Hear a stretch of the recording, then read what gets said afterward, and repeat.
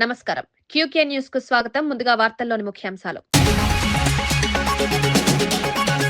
తెలంగాణలో బీజేపీ ప్రత్యామ్నాయ శక్తి కాదన్న కేటీఆర్, అసలు రాజకీయ పోరు బీఆర్ఎస్ కాంగ్రెస్ మధ్యేనని ఉద్ఘాటన, కాంగ్రెస్ 24 నెలల పాలన వైఫల్యాలను ప్రజల్లోకి తీసుకువెళ్లాలని పిలుపు, పార్లమెంట్ ఎన్నికల్లో బీజేపీ గెలుపు కేవలం గాలివాటమేనని వ్యాఖ్య. PSLV-C 62 ద్వారా 15 ఉపగ్రహాల ప్రయోగం. PSLV ప్రయోగాల్లో ఇది 64వ ఇస్రో. అంతరిక్ష రంగంలో మరో మైలురాయి కానుందన్న శాస్త్రవేత్తలు. పవన్ కళ్యాణ్ పై సిపిఐ నారాయణ సంచలన వ్యాఖ్యలు. రాజకీయాల్లో పవన్ ద్వంద్వ వైఖరి చూపుతున్నారన్న సిపిఐ నారాయణ, సనాతన ధర్మం పేరుతో రాజకీయ నాటకమాడుతున్నారని విమర్శ. పవన్ రాజకీయ మార్పును ప్రజలు గమనిస్తున్నారని వ్యాఖ్య. సింగరేణి కార్మికులు, రైతుల సంక్షేమమే ప్రభుత్వ ధ్యేయమన్న శ్రీధర్ బాబు. ఎన్ఆర్ఎస్పీతో మారుమూల రైతులకు సాగునీరు అందిస్తామని వెల్లడి. పరిశ్రమల విస్తరణతో యువతకు ఉద్యోగాల లక్ష్యమని వ్యాఖ్య. సంక్షేమం, అభివృద్ధి అని రెండింటినీ సమతుల్యం చేస్తామని హామీ. రాజధానిపై వివాదాలు మానుకోవాలన్న బీవీ రాఘవులు. రాజకీయ లబ్ధికి రాజధాని వాడొద్దని సిపిఎం సూచన. రాష్ట్రానికి స్థిరమైన పాలన అవసరమని వెల్లడి. ప్రజల అభివృద్ధే రాజకీయ లక్ష్యమని వ్యాఖ్య. కాంగ్రెస్ మంత్రులపై ఆరోపణలు వస్తేనే అధికారులు స్పందిస్తున్నారా అని మాజీ మంత్రి ఎమ్మెల్యే జగదీష్ రెడ్డి తీవ్రంగా ప్రశ్నించారు. గతంలో కేసీఆర్, కేటీఆర్లపై కాంగ్రెస్ నేతలే ఇష్టం వచ్చినట్టు మాట్లాడారని గుర్తు చేశారు. కేటీఆర్ కుటుంబాన్ని లక్ష్యంగా చేసుకుని తప్పుడు కథనాలు రాయించారని ఆరోపించారు. ఈ దుష్ప్రచార రాజకీయాలకు బీజం వేసింది ముఖ్యమంత్రి రేవంత్ రెడ్డినని విమర్శించారు. అప్పట్లో ఎలాంటి చర్యలు తీసుకోని అధికారులు ఇప్పుడు కాంగ్రెస్ మంత్రులపై ఆరోపణలు రావడంతో హడావిడిగా స్పందిస్తున్నారన్నారు. కేసీఆర్ పాలనలో 10 ఏళ్ల పాటు ఇలాంటి ఘటనలు జరగలేదని స్పష్టం చేశారు. గాంధీ భవన్, సీఎం కార్యాలయం నుంచి ఘోస్ట్ వెబ్సైట్లు నడుస్తున్నాయని సంచలన వ్యాఖ్యలు చేశారు. రాజకీయాల్లో విలువలు పాటించాల్సిన అవసరం ఉందని, తప్పుడు కథనాలపై ఎవరైనా చర్యలు తీసుకోవాల్సిన బాధ్యత అధికారులదేనని జగదీష్ రెడ్డి స్పష్టం చేశారు. దురదృష్టవశాత్తు తెలంగాణ రాజకీయాలలో గత 2-3 సంవత్సరాలుగా కొంత అవాంఛనీయమైన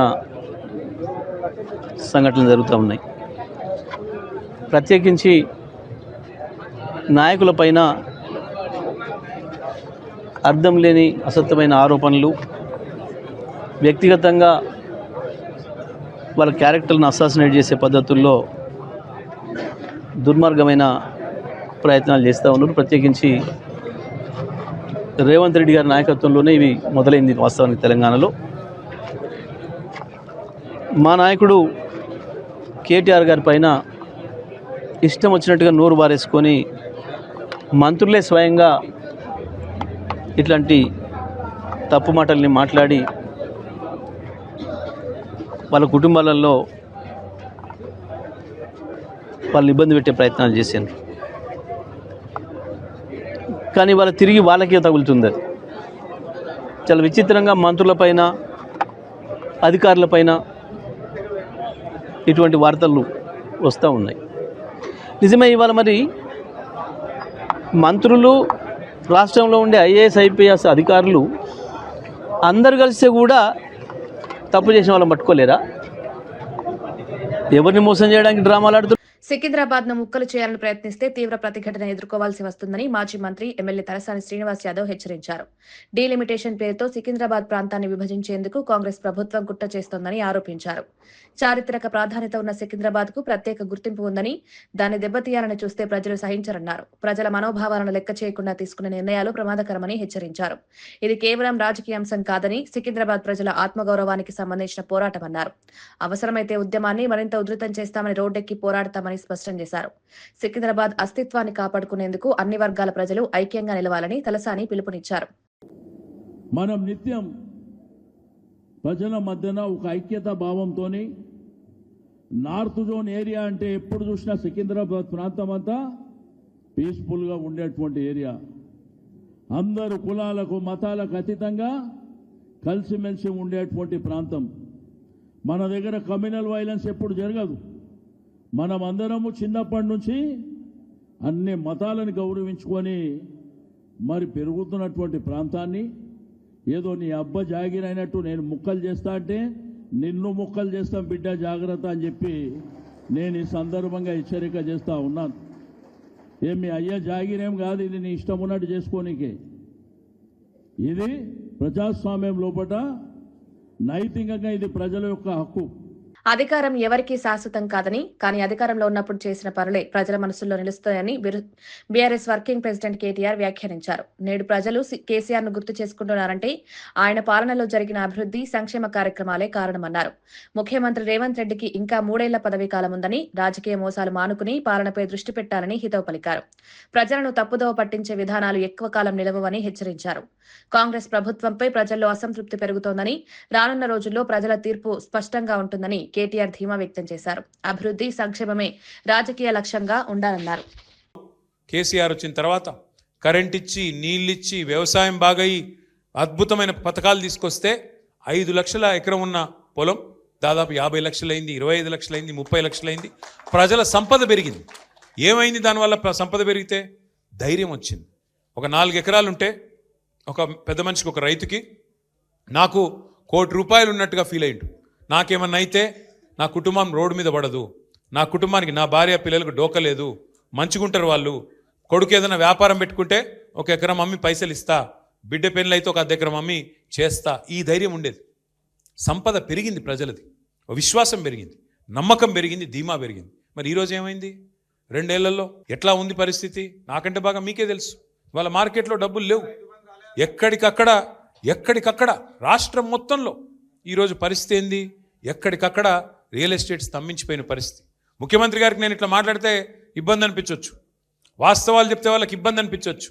ఎందుకంటే అలవిగాని హామీలు ఇచ్చి, అడ్డమైన అబద్ధాలు చెప్పి ఇవాళ ప్రజల్ని మోసం చేసి అధికారంలో గాలిపటం ఎగరాల్సింది ఆకాశంలో గాని అమాయకుల ప్రాణాల్లో కాదని అధికారులు హెచ్చరించారు. నిషేధిత చైనా మాంజా వాడకం వల్ల ఇప్పటికే అనేక ప్రమాదాలు జరిగాయని పేర్కొన్నారు. ఈ మాంజా మనుషుల మెడలు, పక్షుల రెక్కలు తెగపడేలా చేస్తోందని ఆందోళన వ్యక్తం చేశారు.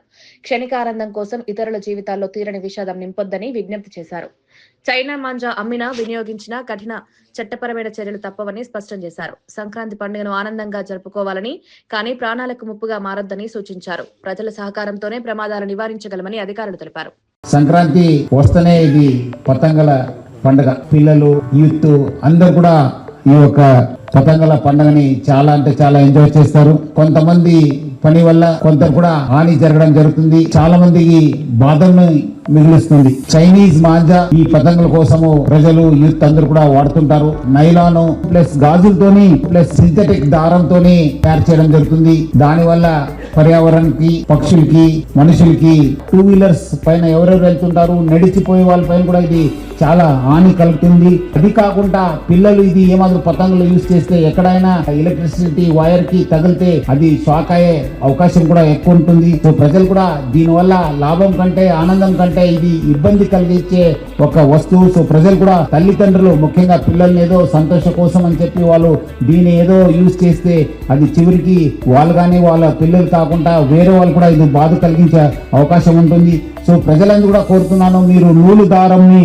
వాడాలి, దాన్నే ప్రోత్సహించాలని చెప్పి నేను Hyderabad city deputy CM Pawan Kalyan పై సిపిఐ నేత నారాయణ సంచలన వ్యాఖ్యలు చేశారు. మోదీ, అమిత్ షా ప్రశంసల కోసమే పవన్ సనాతన ధర్మం అంటూ రాజకీయ వేషం మార్చారని ఆరోపించారు. వ్యక్తిగతంగా పవన్ సనాతన ధర్మానికి వ్యతిరేకి అని వ్యాఖ్యానించారు. సనాతన ధర్మంలో విడాకులు ఉండవని, అలాంటి భావజాలాన్ని ప్రచారం చేస్తున్న వ్యక్తి డిప్యూటీ సీఎంగా ఉండడం దురదృష్టమన్నారు. పవన్ రాజకీయాల్లో ద్వంద్వ వైఖరి అవలంబిస్తున్నారని విమర్శలిచ్చారు. ప్రజలు ఈ విషయాన్ని గమనిస్తున్నారని, భవిష్యత్తులో తగిన నిర్ణయం తీసుకుంటారని నారాయణ స్పష్టం చేశారు. టీడీపీ చంద్రబాబు నాయుడు, పవన్ కళ్యాణ్, జగన్మోహన్ రెడ్డి వీళ్ళు ముగ్గురు బీజేపీగా ఉన్నారు. అపోజిషన్ లేదు. అపోజిషన్ కమ్యూనిస్టులు తప్ప ఇంకెవరు లేరు ఇక్కడ. పవన్ కళ్యాణ్ వాడు ముందుకేసి సనాతన ధర్మానికి నేను ప్రతిబింబం అని చెప్పుకుంటున్నాడు. ఆయన ఫస్ట్లోనేమో వామపక్షవాది, చౌకవీర శిష్యుడు, ఆ తర్వాత మంత్రి అయ్యాడు. ఆ చౌకవీర డ్రెస్ తీసి పారేశాడు, కాషాయ డ్రెస్ వేసుకున్నాడు.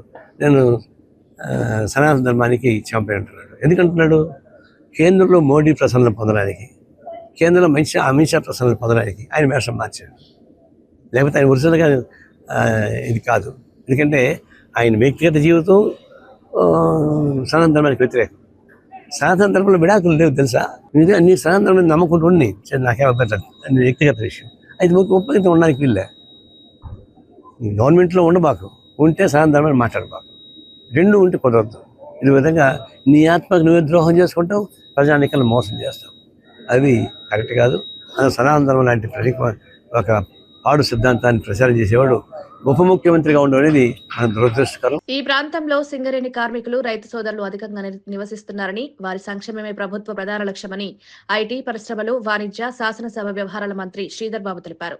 ఎస్ఆర్ఎస్పీ ప్రాజెక్టు ద్వారా మారుమూల ప్రాంతాల రైతులకు సాగునీరు అందించాలన్న సంకల్పంతో ప్రభుత్వం ముందుకు సాగుతోందన్నారు. స్థానిక ఎమ్మెల్యే రాజ్ ఠాకూర్ ఈ లక్ష్యాన్ని సాధించేందుకు చురుకుగా కృషి చేస్తున్నారని ప్రశంసించారు.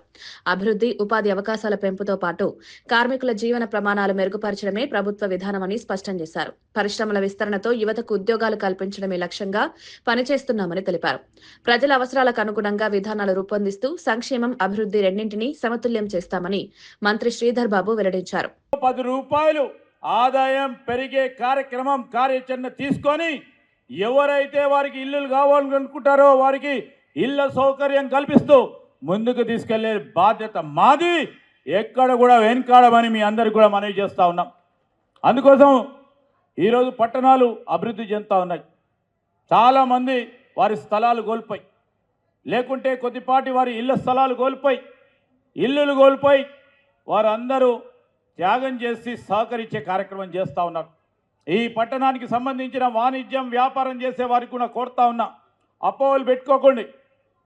ఈరోజు మీరు వాణిజ్యం, వ్యాపారం 10 పెరగాలనే రాజ్ ఠాకూర్ గారి ఆలోచన. ఈరోజు మా ప్రభుత్వ ఉద్దేశం, మా ప్రభుత్వ సంకల్పన కూడా తప్పకుండా వెనకాడకుండా ముందుకు తీసుకెళ్లే ప్రయత్నం చేస్తామని నేను ఈరోజు జిల్లా మంత్రిగా మీ అందరికీ కూడా రాష్ట్రంలో కాంగ్రెస్ దుర్మార్గ పాలనకు బీజేపీ ఎప్పటికీ ప్రత్యామ్నాయం కాదని బీఆర్ఎస్ వర్కింగ్ ప్రెసిడెంట్ కేటీఆర్ స్పష్టం చేశారు.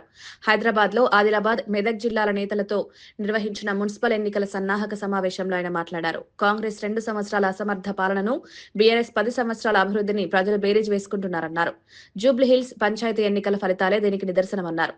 పార్లమెంట్ ఎన్నికల్లో బీజేపీకి వచ్చిన విజయం తాత్కాలికమని, తెలంగాణలో ఆ పార్టీకి క్షేత్రస్థాయి బలం లేదని వ్యాఖ్యానించారు. రానున్న మున్సిపల్ ఎన్నికల్లో బీజేపీ కూడా కాంగ్రెస్ కు ప్రత్యామ్నాయం కాబోదని జోసెన్ చెప్పారు. తెలంగాణ ప్రయోజనాలకు వ్యతిరేకంగా ఉన్న ఈ 2 జాతీయ పార్టీలకు ప్రజలు తగిన బుద్ధి చెప్తారని కేటీఆర్ ధీమా వ్యక్తం చేశారు.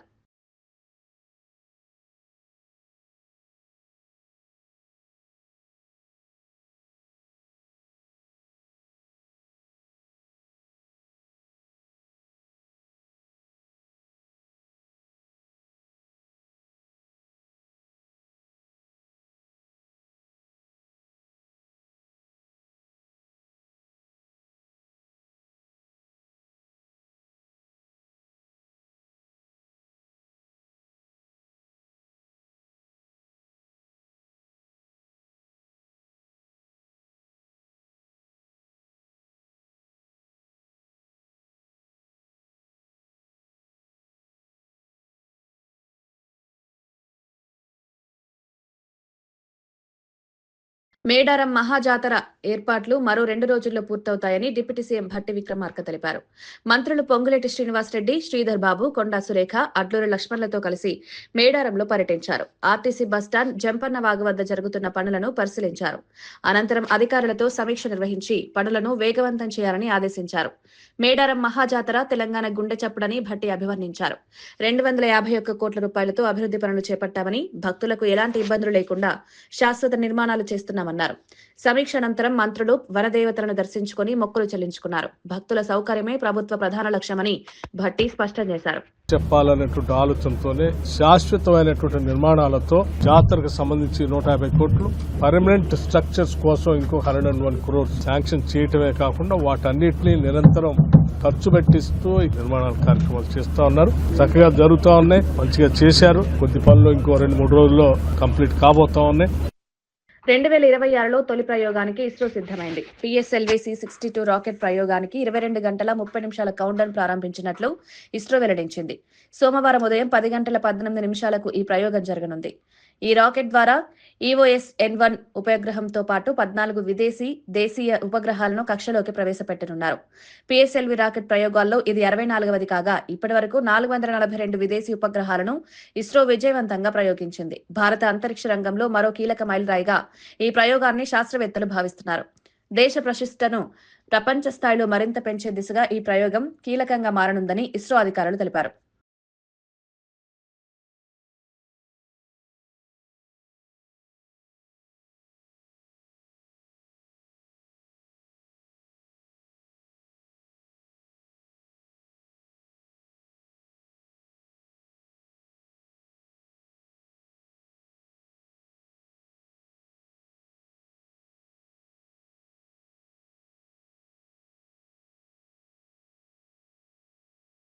రాజధానిపై వివాదాలు సృష్టించే చర్యలను జగన్ మానుకోవాలని సిపిఎం పొలిట్ బ్యూరో సభ్యుడు బివి రాఘవులు హితవు పలికారు. రాజధాని అంశాన్ని రాజకీయ లబ్ధి కోసం ఉపయోగించుకోవడం వల్ల రాష్ట్రానికి నష్టం జరుగుతుందన్నారు. ప్రజల అభివృద్ధి, సంక్షేమంపై దృష్టి పెట్టాల్సిన సమయంలో వివాదాలు సృష్టించడం సరికాదన్నారు. రాష్ట్రానికి స్థిరమైన పరిపాలనా వ్యవస్థ అవసరమని స్పష్టం చేశారు. రాజధాని విషయంలో అనవసరమైన వ్యాఖ్యలు ప్రజల్లో గందరగోళం పెంచుతాయని తెలిపారు. అన్ని రాజకీయ పార్టీలు బాధ్యతాయుతంగా వ్యవహరించి రాష్ట్ర భవిష్యత్తును దృష్టిలో పెట్టుకోవాలని రాఘవులు సూచించారు. ప్రజల సమస్యల పరిష్కారమే రాజకీయ లక్ష్యంగా ఉండాలని ఆయన వ్యాఖ్యానించారు. ఒకసారి అమరావతి రాజధాని ఇక్కడ ప్రారంభమైన తర్వాత దాన్ని పూర్తి చేసుకోవడం మీద కేంద్రీకరించి ఆ పూర్తి చేయడంలో లోపాలుంటే విమర్శ చేసుకుంటూ సరిదిద్దుకుంటూ ముందుకు పోవడం తప్ప రాష్ట్రం ఏర్పడి దాదాపు 15 సంవత్సరాలు అవుతుంటే ఇప్పుడు ఇంకా దానిని వివాదాస్పదం చేయడం అని చెప్పేసి ఇది అర్ధరహితం. వైఎస్ఆర్ పార్టీ, జగన్మోహన్ రెడ్డి ఇక అట్లాంటి పద్ధతి వదిలేసి ఇక్కడ రాజధాని, ఎందుకంటే వారు కూడా మొదట అంగీకరించారు, ఇప్పటికి మళ్ళీ దాన్ని కెలకడానికి ప్రయత్నం చేయడం కాదు, దాన్ని అంగీకరించి స్వీకరించి ఆ రకంగా ముందుకు పోవడం మంచిది తప్ప ఇది రివర్ బేసిన్లో ఉందా, రివర్ బెడ్లో ఉన్నదా, ఇట్లాంటి చర్చలు, అలాగే కాన్స్టిట్యూషన్లో ఉన్నదా, నిర్మాణంలో జరుగుతున్న లోపాలు అటన్నిటి తప్పకుండా ఎత్తి చూపాల్సిన బాధ్యత ప్రతిపక్షం మీద ఉంది. అంతవరకు పరిమితమై రాజధాని తొందరగా నిర్మాణం అయ్యేదానికి చేయాల్సిన ఒత్తిడి చేసే దాని మీద కేంద్రీకరించడం మంచిదని మేము అభిప్రాయపడుతున్నాం. రాష్ట్ర ప్రభుత్వం బీసీల సంక్షేమానికి పెద్దపీట వేస్తోందని బీసీ సంక్షేమ శాఖ మంత్రి సవిత అన్నారు.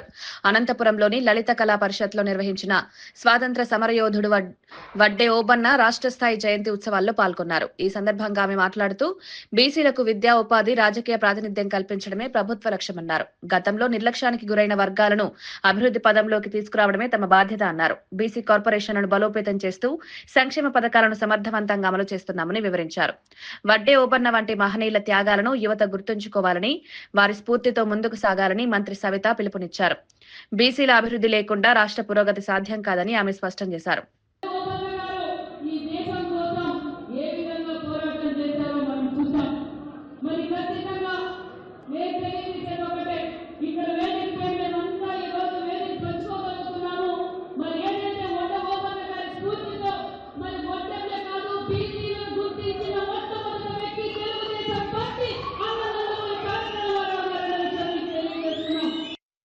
విశాఖ నుంచి భోగాపురం ఎయిర్పోర్ట్ కు చేరుకోవాలంటే 4,000 రూపాయల వరకు రవాణా ఖర్చు అవుతోందని ఎమ్మెల్యే విష్ణుకుమార్ రాజు ఆందోళన వ్యక్తం చేశారు. ఆ డబ్బులతో విజయవాడకు విమానంలో తిరిగి రావచ్చని వ్యాఖ్యానించారు. భోగాపురం విమానాశ్రయానికి సరైన రవాణా సదుపాయాలు లేకపోవడం వల్ల ప్రయాణికులు తీవ్ర ఇబ్బందులు పడుతున్నారని తెలిపారు. ముఖ్యంగా సామాన్య, మధ్యతరగతి ప్రజలకు ఇది భారంగా మారిందన్నారు. ఎయిర్పోర్ట్ అభివృద్ధి పేరుతో ప్రజలపై అదనపు ఆర్థిక భారం మోపడం సరికాదని సూచించారు. రహదారి, ప్రజా రవాణా సౌకర్యాలను మెరుగుపరచాలని ప్రభుత్వాన్ని కోరారు. లేకపోతే విమానాశ్రయ ప్రయోజనం కొద్ది మందికి పరిమితమవుతుందని హెచ్చరించారు. ప్రజల అవసరాలకు అనుగుణంగా మౌలిక సదుపాయాలు కల్పించాల్సిన అవసరం ఉందని విష్ణుకుమార్ రాజు స్పష్టం చేశారు. జస్ట్ డ్రాపింగ్ కే ఒక ఇన్నోవా కారులో వెళ్ళాలంటే 4,000 రూపాయలు, అట్లాగే ఏదైనా చిన్న సిడాన్లో వెళ్ళాలంటే అది 2,500 రూపాయలు. అంటే ఇది చాలా చాలా ఎక్స్పెన్సివ్ అయిపోతుంది. కాబట్టి డొమెస్టిక్ కూడా ఇక్కడ కూడా కొంతకాలం రన్ చేయాలి. అట్లాగే విశాఖపట్నం లాంటి సిటీకి 2 ఎయిర్పోర్ట్స్ ఉండాలి. సో 2 ఎయిర్పోర్ట్స్, ఒకటి భోగాపురం, ఒకటి విశాఖపట్నం చేస్తే బాగుంటుంది. అంటే విజయవాడ ఫ్లైట్ టికెట్ సుమారు 3,500 నుంచి 4,000 ఉంటుంది. కానీ భోగాపురం వెళ్ళడానికి 4,000 రూపాయలు అయిపోతుంది.